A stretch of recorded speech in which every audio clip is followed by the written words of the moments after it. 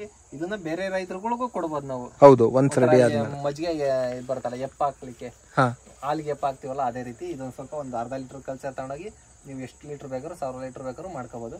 First ನಮಸ್ಕಾರ ನನ್ನ ವೀಕ್ಷಕರು, ಮತ್ತೊಮ್ಮೆ ನಿಮ್ಮೆಲ್ಲರಿಗೂ ನೈಸರ್ಗಿಕ ಬದುಕು ಚಾನಲ್ಗೆ ಸ್ವಾಗತ ಸುಸ್ವಾಗತ.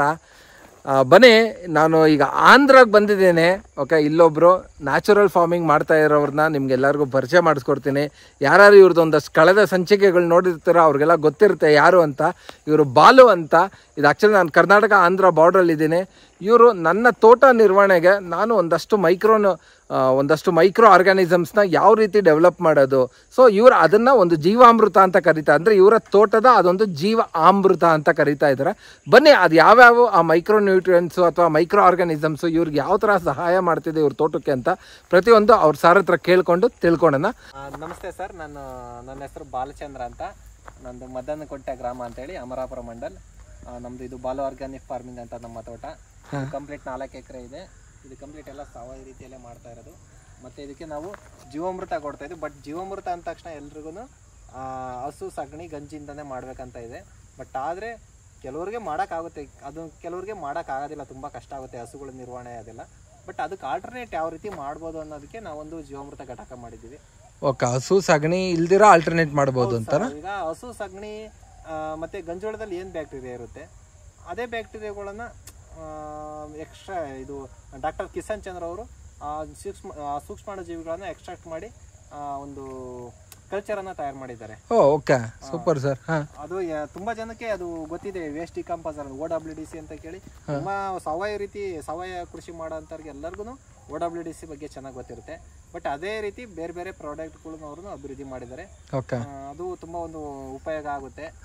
ನಾವು ಅದನ್ನೇ ಎಲ್ಲ ತಯಾರು ಮಾಡ್ತಾ ಇದ್ದೀವಿ ಸರ್. ಒಂದು 4 ರೀತಿ ಬ್ಯಾಕ್ಟೀರಿಯಾಗಳಿದೆ ನಮ್ಮ. 4 ಡ್ರಮ್ ಇಟ್ಟಿದ್ದೀವಿ. ಅದನ್ನ ಎಲ್ಲ ತಯಾರು ಮಾಡಿ ನಮ್ಮ ತೋಟಕ್ಕೆಲ್ಲ ವರ್ಷದಿಂದ ಅದನ್ನೇ ಕೊಟ್ಟಿರೋದು.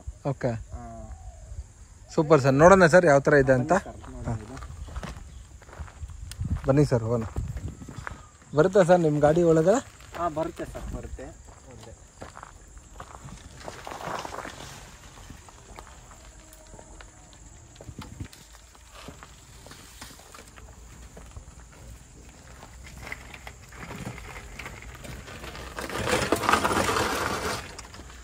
ಸರ್, ನೀವು ಈ ಸ್ಲೋಪ್ ಮಾಡ್ಕೊಂಡಿರೋದು ನಿಮ್ಗೆ ಹತ್ಸಿ ಇಳಿಸಕ್ಕೆ ಭಾರಿ ಹೆಲ್ಪ್ ಆಯ್ತಲ್ಲ ಸರ್? ಹೇಳಿ ಸರ್, ಅದು ಯಾವ್ಯಾವ ಕಲ್ಚರು, ಈ ಎಲ್ಲ ಕಂಟೆಂಟ್ಗಳು ಇರೋ ಅಂತ ಕಲ್ಚರ್ ನಮ್ಮ ಕಿಶನ್ ಚಂದ್ರ ಸರ್ ಅವ್ರು ಕೊಟ್ಟಿರೋದು. ಹೌದು ಸರ್, ಇದೊಂದು ಸಾವಯವ ರೀತಿ ಮಾಡೋರಿಗೆ ಕಿಶನ್ ಚಂದ್ರ ಅವರು ಈ ಪ್ರಾಡಕ್ಟ್ಗಳು ಒಂದು ವರದಾನ ಅಂತ ಹೇಳ್ಬೋದು.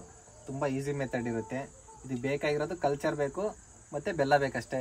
ಯಾಕಂದ್ರೆ ನಾವೀಗ ಕಲ್ಚರ್ ರೆಡಿ ಮಾಡಿದೀವಿ, ಇದನ್ನ ಬೇರೆ ರೈತರುಗಳಿಗೂ ಕೊಡ್ಬೋದು ನಾವು. ಹೌದು, ಒಂದ್ ರೆಡಿ ಆದ್ಮೇಲೆ ಮಜ್ಜಿಗೆ ಬರ್ತಲ್ಲ ಎಪ್ಪ ಹಾಕ್ಲಿಕ್ಕೆ, ಹಾಲಿಗೆ ಎಪ್ಪ ಹಾಕ್ತಿವಲ್ಲ ಅದೇ ರೀತಿ ಇದೊಂದು ಸ್ವಲ್ಪ ಒಂದು ಅರ್ಧ ಲೀಟರ್ ಕಲ್ಚರ್ ತಗೊಂಡೋಗಿ ನೀವು ಎಷ್ಟು ಲೀಟರ್ ಬೇಕಾದ್ರೂ 1000 ಲೀಟರ್ ಬೇಕಾದ್ರೂ ಮಾಡ್ಕೋಬಹುದು. ಫಸ್ಟ್ ಏನಂದ್ರೆ ಕಲ್ಚರ್ ನಾವು ತರಿಸಿದ್ವಿ, ನಮ್ಮ ಹತ್ರ ಇಲ್ಲಿ ನಮ್ಮ ಸುತ್ತಮುತ್ತ ಎಲ್ಲೂ ಕಲ್ಚರ್ ಸಿಗ್ಲಿಲ್ಲ, ಇಲ್ಲಿ ಯಾರು ಮಾಡ್ತಾ ಇಲ್ಲ. ಅದಕ್ಕೋಸ್ಕರ ನಾನು ಮುಂಚೆನೆ ದುಡ್ಡಿಗೆ ಆನ್ಲೈನ್ ಅಲ್ಲಿ ತರಿಸಿದ್ದೆ. ನಾವು ಪ್ರತಿಯೊಂದು ಈಗ NPK ಗೊತ್ತಿರ್ಬೋದು, ನೈಟ್ರೋಜನ್, ಫಾಸ್ಫರಸ್, ಪೊಟ್ಯಾಶ್ ಬ್ಯಾಕ್ಟೀರಿಯಾದು, ಅದ್ರದ್ದು ಬ್ಯಾಕ್ಟೀರಿಯಾ ಇದೆ. ಮತ್ತೆ ಬವೇರಿಯಾ ಬ್ಯಾಸಿಯನ್ ಅಂತ ಹೇಳಿ ಅದೊಂದು ಬ್ಯಾಕ್ಟೀರಿಯಾ ಇದೆ. ಮತ್ತೆ ಟ್ರೈಕೋಡರ್ಮಾ ಇದೆ, ಮತ್ತೆ ವ್ಯಾಮ್ ಇದೆ. OWDC ಮುಂಚೆ ಮಾಡ್ತಿದ್ದೆ, OWDC ಸ್ಟಾಪ್ ಮಾಡಿದ್ದೀನಿ. ಯಾಕಂತಂದ್ರೆ NPK ಜೊತೆಯಲ್ಲಿ ಒಂದು ಫ್ರೀಯಾಗಿ OWDC ಪೌಡರ್ ಕೊಡ್ತಾರೆ. ಅದರಲ್ಲಿ OWDC ಇರುತ್ತೆ ವಿತ್ NPK ಇರುತ್ತಲ್ಲ, ಸೊ ಅದರಿಂದ OWDC ಮಾಡ್ತಾ ಇಲ್ಲ. ಓಕೆ, ಎರಡು ಅದನ್ನೇ ಕಲ್ಚರ್ನ ಕಂಟಿನ್ಯೂ ಮಾಡ್ತಾ ಇದ್ದಾರೆ. ಹೌದು, ಅದು ಮಾಡ್ಬೋದು, ನೋ ಪ್ರಾಬ್ಲಮ್. ಹೌದು. ಹಾಂ ಸರ್, ಯಾವುದು NPK ಸರ್? ನೋಡಿ ಸರ್, ಇದು NPK ಇದು ಕಲ್ಚರ್ 1/2 ಲೀಟರ್ ಬರುತ್ತೆ. ಇದು ಇದನ್ನ ತಂದು ಅಲೆ ಸುಮಾರು 6-7 ತಿಂಗಳಾಗಿದೆ. ರೆಡಿ ಮಾಡಿ ಕೊಡ್ತಾ ಇದ್ದೀವಿ ನಾವು ಕಂಟಿನ್ಯೂಸ್. ಇದಕ್ಕೆ ಜಸ್ಟ್ ಕೇವಲ ಬೆಲ್ಲ ಮಾತ್ರ ಬೇಕಷ್ಟೇ. ಬೆಲ್ಲ ಮತ್ತೆ ಕಲ್ಚರು, ಇದ್ರ ಜೊತೆ OWDC ಪೌಡ್ರು ಕೊಡ್ತಾರೆ ಅವರು ಕೂಡ. OWDC ಪೌಡ್ರು ಕೂಡ ಬರುತ್ತೆ ಫ್ರೀಯಾಗಿ. ಎರಡನ್ನು ಮಿಕ್ಸ್ ಮಾಡಿ ಇದನ್ನ ಕಲ್ಚರ್ ತಯಾರು ಮಾಡಿ ನಾವು ವಾರಕ್ಕೊಂದ್ಸಲ ಎಲ್ಲ ಪ್ರತಿಯೊಂದು. ಯಾವ ತರ ಸರ್ ಈ ತಯಾರಿಕೆ ಅಂದ್ರೆ? ಸರ್ ಇದು ಮತ್ತೆ ಸರ್ ಇದನ್ನ 1 ವಾರ ಇಡ್ಬೋದು. 1 ವಾರ ಕಲ್ಚರ್ ಮಾಡಿ 1 ವಾರ 10 ದಿವಸಗಳೊಳಗಡೆ ಕೊಟ್ಬಿಡ್ಬೇಕು. ಜಾಸ್ತಿ ಇಟ್ರೆ ತುಂಬಾ ಜಾಸ್ತಿ ಕಲ್ಚರ್ ಅದಾಗಿ ಒಳಗಡೆ ಮಲ್ಟಿಪ್ಲಿಕೇಶನ್ ಜಾಸ್ತಿ ಆಗ್ಬಿಡುತ್ತೆ. ಮತ್ತೆ ಆಹಾರ ಏನು ಇರೋದಿಲ್ಲ. ಅದರಿಂದ ಅದಕ್ಕೆ ನಾವು ಒಂದು 7 ದಿವಸ ಅಥವಾ ಹಂಗೂ ಏನೋ ಮಿಸ್ ಆದ್ರೆ 10 ದಿವಸದೊಳಗಡೆ ಯಾವಾಗ ಬೇಕಾದ್ರೂ ಕೊಟ್ಬಿಡ್ತೀರಾ? ಕೊಟ್ಟು ಮತ್ತೆ ಅದರಲ್ಲಿ ಒಂದು ಡ್ರಮ್ ಅಲ್ಲಿ ಲಾಸ್ಟ್ ಅಲ್ಲಿ ಒಂದು 20 ಲೀಟರ್ ತಳದಲ್ಲಿ ಉಳಿಸಿರ್ತೀವಿ ಸರ್. ಈಗ ಕಲ್ಚರ್ ಎಲ್ಲಿದೆ ಸರ್? ಸರ್ ಈಗ ಅದರಲ್ಲಿ ಬಕೆಟ್ ಅಲ್ಲಿ ಇಟ್ಟಿದೀವಿ. ಓಕೆ, ಡ್ರಮ್ ಅಲ್ಲಿ ಇತ್ತದು. ಈ ಡ್ರಮ್ ಅಲ್ಲಿ ಇತ್ತು ಅಂತ ಬರ್ತಿದೆ ನೋಡಿ. ಹೌದು. ಬಟ್ ಏನಾಯ್ತು ಮೊನ್ನೆ ಮೆಟರೈಸಿಯಂ ಕೊಡ್ಬೇಕಾಗಿ ಬಂತು, ಡ್ರಮ್ ಖಾಲಿ ಮಾಡ್ಬೇಕಾಗಿ ಬಂತು. ಹೌದು, ಅದಕ್ಕೋಸ್ಕರ ನಾವು ಬಕೆಟ್ ಅಲ್ಲಿ ಹಾಕಿಟ್ಟಿದೀವಿ. ಇನ್ನು ತಯಾರು ಮಾಡ್ಲಿಲ್ಲ, ಮಾಡ್ಬೇಕು. ಅದರಲ್ಲಿ ತುಂಬಾ ಇಲ್ಲಿ ಇನ್ನೊಂದು ಏನಾಗಿದೆ ಸರ್, ಈ ಮಳೆ ಬಂದಾಗ ಹುಳಗಳು ಬರುತ್ತೆ ಮತ್ತೆ ಈ ಹನಿಗಳೆಲ್ಲ ಬರುತ್ತೆ, ಮಳೆ ಹನಿಗಳು. ಹೌದು, ಜ್ವರ ಗಾಳಿ ಬಿಸಿದಾಗ ಅದೆಲ್ಲ ಬಂದ್ ಬೀಳುತ್ತೆ. ಬಟ್ಟೆ ಹಾಕಿರ್ತೀವಿ ಬಟ್ ಆದ್ರೂ ಹುಳಗಳು ಬಂದ್ ಬೀಳುತ್ತೆ. ಹೌದು, ಪ್ರಕೃತಿಯಲ್ಲಿ ಏನು ಕೆಲವೊಂದು ಬ್ಯಾಕ್ಟೀರಿಯಾಗಳು ಇರುತ್ತೆ, ಅವು ಬಂದು ಸಹ ಬೀಳ್ತಾ ಇದೆ. ಅದೊಂದು ನನಗೆ ಸಮಸ್ಯೆ ಅನಿಸ್ತಾ ಇದೆ. ಓಕೆ ಸರ್, ನಾನೇನ್ ಮಾಡ್ತಾ ಇದ್ದೆ ಅಂದ್ರೆ ನಂದು ಆಕ್ಚುಲಿ ಇದೇ ತರ ಓಪನ್ ಆಗೇ ಇರೋದು. ನನಗೂ ಇನಿಷಿಯಲಿ ಇದೊಂದಷ್ಟು ಸಮಸ್ಯೆ ಆಗ್ತಿತ್ತು, ಅದೊಂದು ಆಗ್ತಿತ್ತು. ಮತ್ತೆ ನಮ್ಮಲ್ಲಿ ಇಲಿಗಳು ಜಾಸ್ತಿ. ಓಕೆ, ಇಲಿ ಅಳಿಲು ಅದೇನಾಗೋದು ಬರೋದು, ಇದ್ರ ಮೇಲೆ ಕೂತ್ಕೊಂಡು ಒಳಗ್ ಬಿದ್ದೋಗ್ಬಿಡೋದು. ಹಿಂಗ್ ಬಟ್ಟೆ ಹಾಕಿದ್ದಾಗ ನಾನು ಆ ಕಲ್ಚರ್ ನಂದು ಹಾಳಾಗ್ಬಿಡೋದು. ಪ್ರತಿ ಸತಿ ಕಾಸು ಕೊಟ್ಟು ಹೊಸ ತರ್ತಿದ್ದೆ. ಈಗ ನಾನೇನು ಅದಕ್ಕೊಂದು ಕಂಡ್ಕೊಂಡಿದ್ದೀನಿ ಅಂದ್ರೆ, ಇದಿದೆ ಅಲ್ಲ ಸರ್ ನೋಡಿ, ಎಂಡ್ ಇಲ್ಲಿಗೆ ಕರೆಕ್ಟಾಗಿ ಒಂದು ತೆಳ್ಳಕ್ಕಿರೋ ಪಂಚೆ ಬಟ್ಟೆ ತಗೊಂತೀನಿ ನಾನು. ಪಂಚೆ ಬಟ್ಟೆ ಹಾಕ್ಬಿಟ್ಟು ಒಂದು ಟೈನ್ ದಾರ ತಗೊಂಡು ಕಟ್ಬಿಡ್ತೀನಿ ಕರೆಕ್ಟಾಗಿ ಇಲ್ಲಿಗೆ. ಸೊ ಆಗೇನಂದ್ರೆ ನಿಮ್ಗೆ ಯಾವುದೇ ರೀತಿ ಹುಳ ಅಪ್ಟೆ ಏನೂ ಹೋಗಲ್ಲ. ಮತ್ತು ಆದಷ್ಟು ಈ ಎಂಡಲ್ಲಿ ಇಡಲ್ಲ ನಾನು, ಯಾಕೆ ಮಳೆ ಹನಿ ಬೀಳುತ್ತೆ ಅಂತ. ಇಲ್ಲ ಎಂಡಲ್ಲಿ ಇಟ್ಟರು ಇದನ್ನೇನು ಮಾಡ್ತೀನಿ, ಆ ಕಡೆ ಗೋಡೆ ಕಡೆ ಹಂಗಿಡ್ತೀನಿ. ಸೊ ಮಳೆ ಹನಿ ಬಿದ್ದರೂ ಅಲ್ಲೇ ಹೋಗ್ಬಿಡ್ಬೇಕು ಅಂತ. ಸೊ ಟೈಟಾಗಿ ಬಟ್ಟೆ ಕಟ್ತೀವಿ ನಾವು. ಆಗೇನಾಗುತ್ತೆ, ನೀವು ಟೈಟಾಗಿ ಬಟ್ಟೆ ಕಟ್ಟಿದಾಗ ನೀರು ಒಳಗೆ ಹೋಗಲ್ಲ. ಈ ಬಟ್ಟೆ ಏನಾಗುತ್ತೆ ನಿಮಗೆ, ಕೊಡೆ ಗೊತ್ತಾ, ಹಳೆ ಕಾಲದಲ್ಲಿ ಬಟ್ಟೆ ಕೊಡೆ ಇತ್ತು.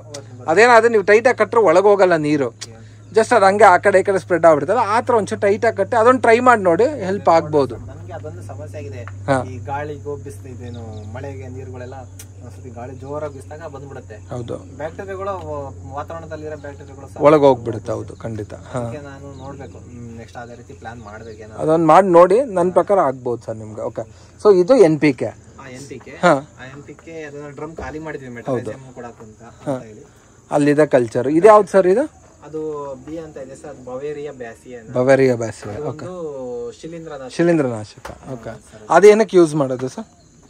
ಅದದ್ದು ಇದೆ ಸರ್, ಮಾಮೂಲಿ ಏನಾದ್ರು ಶಿಲೀಂಧ್ರ ಅಥವಾ ಕೀಟಗಳು ಭೂಮಿಯಲ್ಲಿರೋಂಥವು ಅಥವಾ ಹೋಗ್ಲಿಕ್ಕಂತ ಕೊಡ್ತಾ ಇದ್ದೀವಿ.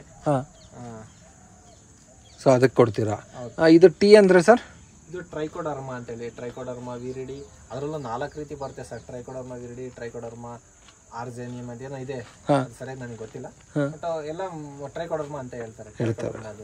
ಓಕೆ, ಸೊ ಅದೆಲ್ಲ ಸೇರಿ ಅದ್ರ ಕಲ್ಚರ್ ಮಾಡಿದ್ರ. ಇದು ವಿ ಅಂದ್ರೆ ಸರ್? ಅದು ವ್ಯಾಮ್ ಅಂತ. ಓಕೆ, ವ್ಯಾಮ್ ಅಂತ. ಅದು ಗೊತ್ತಿಲ್ಲ, ವ್ಯಾಮ್ ಅಂತ ಹೇಳಿ ಹೇಳ್ತಾರೆ. ಅದು ತುಂಬಾ ಇನ್ನೊಂದು ಏನ್ ಗೊತ್ತಾ ಸರ್, ವ್ಯಾಮು ಬೇರ್ಗಳನ್ನು ಅಭಿವೃದ್ಧಿ ಮಾಡ್ಲಿಕ್ಕೆ ಚೆನ್ನಾಗಿ ಹೆಲ್ಪ್ ಆಗುತ್ತೆ.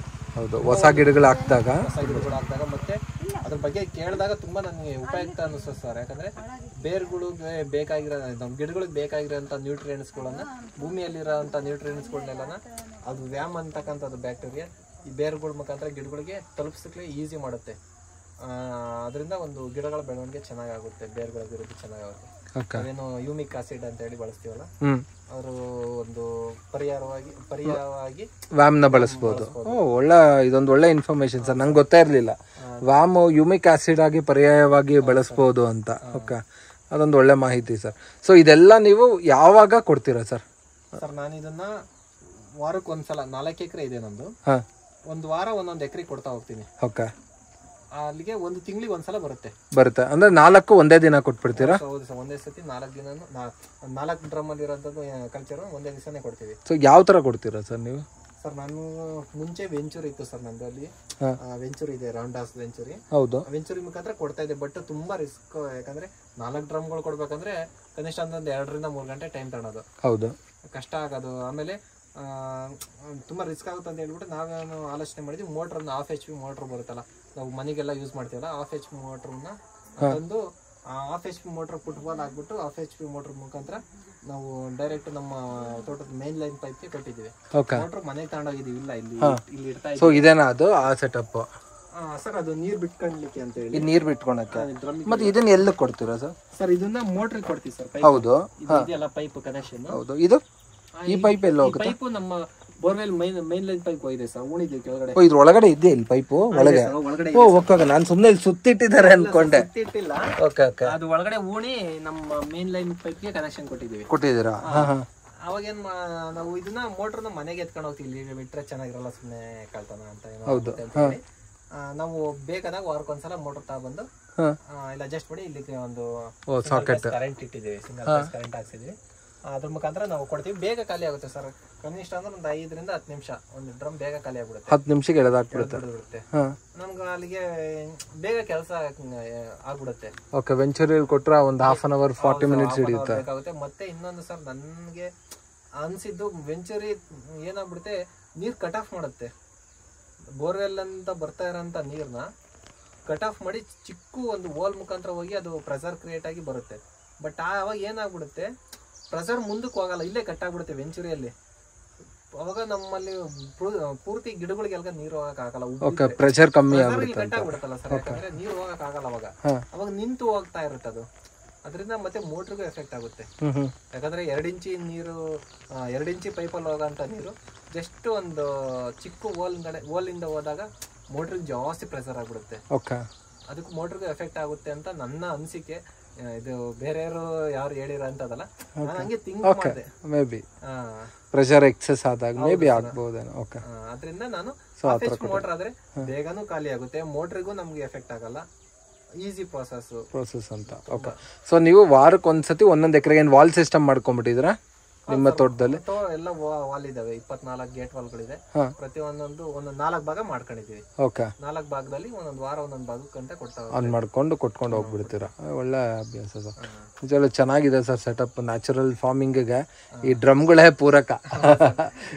ಈ ಡ್ರಮ್ ಇದೆ ಅಂದ್ರೆ ನ್ಯಾಚುರಲ್ ಫಾರ್ಮಿಂಗ್ ಮಾಡ್ತಾ ಇದಾರೆ ಅಂತ ಅರ್ಥ. ಅಂದ್ರೆ ಡ್ರಮ್ ಇದ್ದೆ ಈ ತರ ಒಂದಷ್ಟು ಕೊಳೆ ಹಾಕಿರ್ಬೇಕು ಪದಾರ್ಥಗಳನ್ನ. ಹೌದು, ಮೇನ್ ಬೇಕಿರೋದು ಇದೆ ಸರ್. ಯಾಕಂದ್ರೆ ಯಾವುದೇ ನಾವು ಈಗ ವ್ಯವಸಾಯ ಕೃಷಿ ಮಾಡಿದ್ರು ಬ್ಯಾಕ್ಟೀರಿಯಾಗಳ ಪಾತ್ರ ತುಂಬಾ ಇದೆ. ಹೌದು, ಅಲ್ಲೇ ನ್ಯಾಚುರಲ್ ಫಾರ್ಮಿಂಗ್ ಇಲ್ಲ, ನೈಸರ್ಗಿಕದಲ್ಲಿ ಅಲ್ಲೇ ಅದು ವೃದ್ಧಿ ಆಗಕ್ಕೆ ನಾವು ಒಂದಷ್ಟು ಜಾಗ ಮಾಡ್ಕೊಡ್ತೀವಿ. ಆರ್ಗ್ಯಾನಿಕ್ ಅಲ್ಲಿ ಈ ತರ ಒಂದಷ್ಟು ಆರ್ಗ್ಯಾನಿಕ್ ಐಟಮ್ಸ್ ಗಳನ್ನ ಹಾಕ್ತಾ ಹೋಗ್ತಿವಿ. ಹೌದು, ಯಾವುದೇ ರೀತಿ ಆಗ್ಲಿ ಒಂದು ಸಾವಯವ ಆಗಿರ್ಬೋದು, ನೈಸರ್ಗಿಕ ಆಗಿರ್ಬೋದು, ಒಂದು ಉದ್ದೇಶ ಏನು, ಭೂಮಿನ ಕಾಪಾಡಬೇಕು, ರಕ್ಷಣೆ ಮಾಡಬೇಕು ಅನ್ನೋದೊಂದು ಕಾರಣ. ಆದ್ರಿಂದ ಯಾವ್ದು ಈಸಿ ಆಗುತ್ತೋ ಅದನ್ನ ಮಾಡಿದ್ರೆ ಒಳ್ಳೇದು ಸರ್. ಓಕೆ, ಈ DKC ಪ್ರಾಡಕ್ಟ್ಸ್ ಎಲ್ಲಿ ತಗೊಂತೀರಾ? ಯಾಕಂದ್ರೆ ಇದು ಆಂಧ್ರ ಅಲ್ಲ, ಇಲ್ಲಿ ಎಲ್ಲ ಯಾರ ತರ ತಗೊಂತೀರಾ ಸರ್? ಇಲ್ಲಿ ಆಂಧ್ರದಲ್ಲಿ ಎಲ್ಲ ಸಿಗಲ್ಲ. ನನಗೆ ಇದನ್ನ ವೆಬ್ಸೈಟ್ ಅಲ್ಲಿ ನೋಡಿದಾಗ ಕರ್ನಾಟಕದಲ್ಲಿ ವಿಭೂತಿ ಎಂಟರ್ಪ್ರೈಸಸ್ ಅಂತ ಹೇಳಿ ನಂಬರ್ ಸಿಕ್ತು. ಓಕೆ, ಅವ್ರಿಗೆ ನಾನು ವಾಟ್ಸ್ಆಪ್ ಮುಖಾಂತರ ಆರ್ಡರ್ ಮಾಡಿದೆ. ನಮ್ಮ ಅಡ್ರೆಸ್ಗೆ ಕಳಿಸ್ಕೊಟ್ರು. ನಾವು ಅವ್ರಿಗೆ ಫೋನ್ ಪೇ ಮುಖಾಂತರ ಅಮೌಂಟ್ ಪೇ ಮಾಡಿದಾಗ ಅವರು ಕಳಿಸ್ಕೊಟ್ಟಿದ್ರು. ವಿಭೂತಿ ಎಂಟರ್ಪ್ರೈಸಸ್ ಅಂತ. ಓಕೆ, ಅವ್ರ ನಂಬರ್ ಕೊಡಿ ಸರ್, ನಾನು ಇಲ್ಲಿ ಕೆಳಗಡೆ ಹಾಕ್ತೀನಿ. ಸೊ ಯಾರ ಜನಗಳು ಆರ್ಡರ್ ಮಾಡ್ಕೊಳೋರ್ಗೆ ಅದೊಂದು ಈಸಿ ಆಗುತ್ತೆ. ಯಾಕಂದ್ರೆ ನೀವು ಹುಡುಕಿ ಎಲ್ಲ ಸರ್ಚ್ ಮಾಡಿರ್ತೀರಾ. ಇನ್ನೊಂದು ಏನ್ ಗೊತ್ತಾ ಸರ್, ಇದು ವೆಬ್ಸೈಟ್ ಹೋದ್ರೆ ಅದು ಅವ್ರ ನಾರ್ತ್ ಇಂಡಿಯಾ ಡೆಲ್ಲಿಗೆ ನಂಬರ್ ಸಿಗುತ್ತೆ. ಕರ್ನಾಟಕದಲ್ಲಿ ಇವರು ವಿಭೂತಿ ಎಂಟರ್ಪ್ರೈಸಸ್ ಇರೋದ್ರಿಂದ ಅವ್ರ ಜೊತೆ ಡೈರೆಕ್ಟ್ ಆಗಿ ಮಾತಾಡಿ ನಾವು ಆರ್ಡರ್ ಮಾಡ್ಬೋದು. ಓಕೆ, ಸರಿ ಸರ್, ಅವ್ರ ನಂಬರ್ ಕೊಡಿ, ಕೆಳಗಡೆ ಹಾಕೋಣ. Thank you sir. Okay, thank you sir. ನೋಡಿದ್ರಲ್ಲ ವೀಕ್ಷಕರೇ, ಯಾವ ತರ ಇತ್ತು ಇವರ ತೋಟ ನಿರ್ವಹಣೆಗೆ ಬೇಕಾಗಂತ ಒಂದಷ್ಟು ಮೈಕ್ರೋ ನ್ಯೂಟ್ರಿಯೆಂಟ್ಸ್ನ ಇವ್ರು ಯಾವ ಥರ ಕೊಡ್ತಾರೆ ಅಂತ. ಸೊ ನಿಮ್ಗಳಿಗೂ ಈ DKC ಪ್ರಾಡಕ್ಟ್ ಬೇಕು ಅಂದರೆ ದಯವಿಟ್ಟು ಅವರು ವಿಭೂತಿ ಎಂಟರ್ಪ್ರೈಸಸ್ ಹತ್ರ ತೊಗೊಂಡಿದ್ದಾರೆ. ಅವ್ರ ಕಾಂಟ್ಯಾಕ್ಟ್ ನಂಬರ್ನ ಡಿಸ್ಕ್ರಿಪ್ಷನ್ ಬಾಕ್ಸಲ್ಲಿ ಹಾಕಿರ್ತೀನಿ. ನಿಮ್ಗಳಿಗೆ ಬೇಕಿದ್ರೆ ಅವ್ರನ್ನ ಕಾಂಟ್ಯಾಕ್ಟ್ ಮಾಡ್ಬೋದು ಅಂತ ಹೇಳ್ತಾ ಈ ವಿಡಿಯೋ ಮುಗಿಸ್ತಾ ಇದ್ದೀನಿ. ನಿಮ್ಮೆಲ್ಲರಿಗೂ ನೈಸರ್ಗಿಕ ಬದುಕು ಚಾನಲಿಂದ ಹೃದಯಪೂರ್ವಕ ವಂದನೆಗಳು, ಧನ್ಯವಾದಗಳು, ಶುಭ ದಿನ.